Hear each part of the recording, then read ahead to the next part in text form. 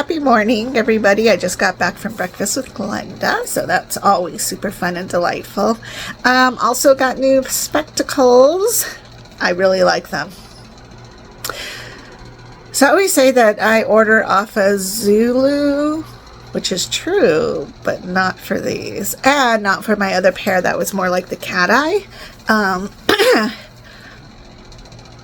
want to say it's a Vuglam, something like that.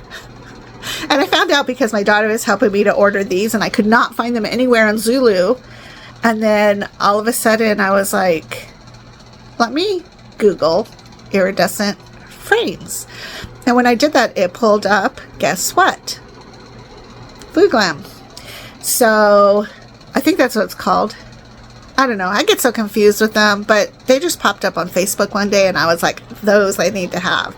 I'm actually looking for a solid square black frame that's thick black, so you can tell it's definitely square. Very SpongeBob SquarePants, but doesn't sit on my nose the way that most plastics do. I like to have the little feety things, so that's the struggle. I did find some that was similar to what I like, but it was Michael Kors. Michael Kors frames was like $250, and I'm like, no. So anyways, I'm fine with these. I'll be fine with these for a really long time, and I'll still wear the cat eye ones too, so I don't have a problem with either one, but it would be fun to get a black pair as well. It's been a long time since I've seen Glenda. Almost, I want to say a month, because she works the fair and then she got really sick. So today was the first day we're back. It's warm outside. Whew, is it warm outside, but it's not as hot as it was on Monday and Tuesday, so that's good. Today is going to be tough because I'm going to take Richie swimming and then get him out of the pool and then go run up and get Charlie, which is always a very, very hot ordeal because I have to deal with the stupid car seat. And no shade. And then from there, we'll come back here until Javi gets off, which is around 6 o'clock. And then I'll take Richie back swimming for a little bit. And that should be my day. So it'll be fine. Whoop, sorry, kicked ya. Everything usually works out, but it's just, I'm kind of dreading the heat of Tucson today, but I think it's only going to be like 94. So anywho, everything's good. I was going to show you something kind of crazy. There's this, you know, whenever you use Heprin, you have to inject it into your bags, right? Sorry, this is very touchy, apparently. I put it up on a little bit of a pedestal thing, so that's why it's so touchy. Try not to shake you guys. But when you're on dialysis, you typically get put on Heprin, and it depends on how often you use it and so forth, because Heprin is used to help combat fibrin, and fibrin is what your body creates to clog things and to fix things when it's getting the red alert. So now for 5 years, my body still thinks that my port is red alert. So I still get tons of fibrin in my tube, which can actually clog it up and not make my exchanges work as efficiently as they should. So I have to inject Heprin. And I don't do it every day, but I just definitely do it pretty much every day because for whatever reason, I just create a lot of fibrin. Which ironically, remember how I have this issue on my back? That or any wound I have requires basically fibrin to fix it. So what's interesting is I wonder if it takes a little longer for my body to fix the issue on my back because I'm using fibrin to fix the issue, or Heprin, sorry, to fix the issue of the fibrin in my tube for dialysis. It's kind of a weird thought, like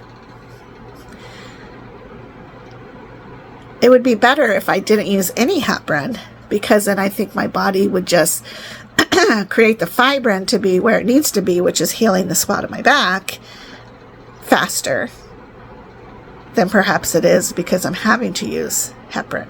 Does that make sense? Just something I kind of thought about. But anyways, I opened up my new box of syringes because from what I understand, you can get your syringe supply from Vantage. I never have. It's never been on my list to get it from them, so I just get mine from DaVita directly.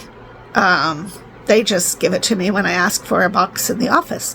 So I don't know what other people do, but what I found interesting was the last batch I got, it was these giant needles, or syringes I should say, which is pretty big and pretty intimidating. And let me tell you what, sometimes, usually winter time, because it doesn't get light as quickly in the winter, so you could actually be starting your first exchange if you're on PD dialysis, and depending on when you do it, I'm not on the cycler, so I don't do it overnight.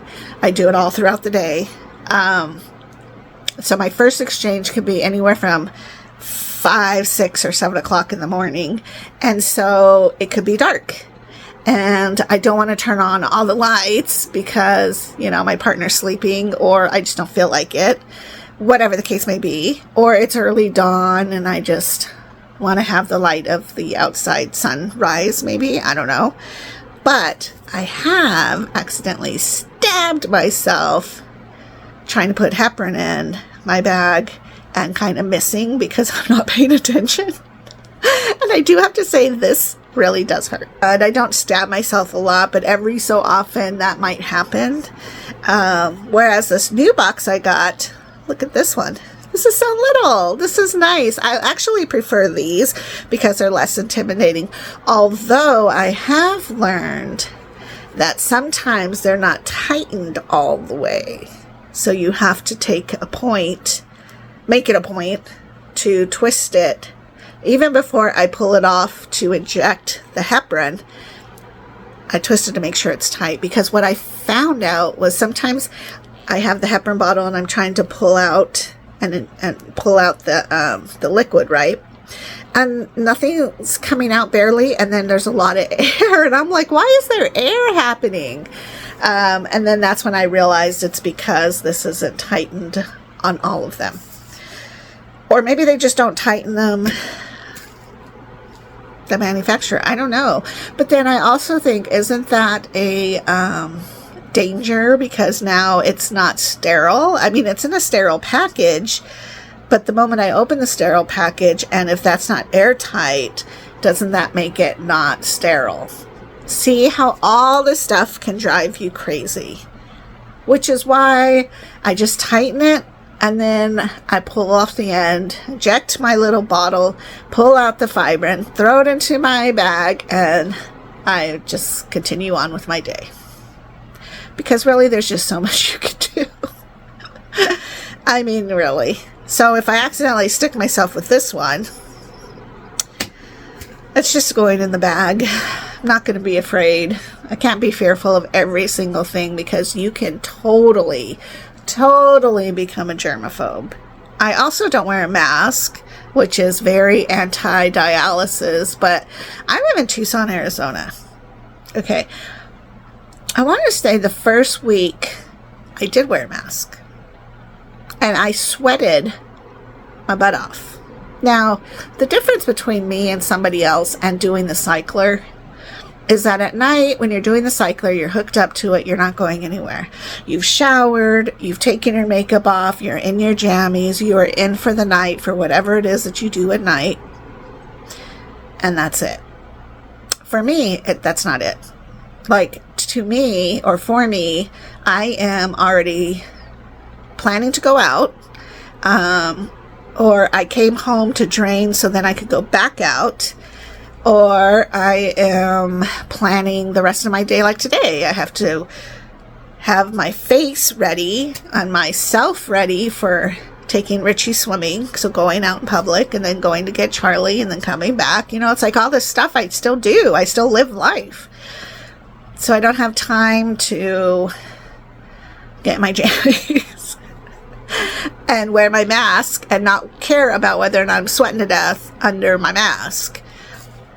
And I just realized, like, there's just so much I have to do to trust that the disinfecting chemicals I'm using actually are going to work for me in my favor. So that's another thing. Like, again, you cannot be afraid of everything. I naturally hold my breath, I guess, when I disconnect and connect, so I'm not like panting on the connection.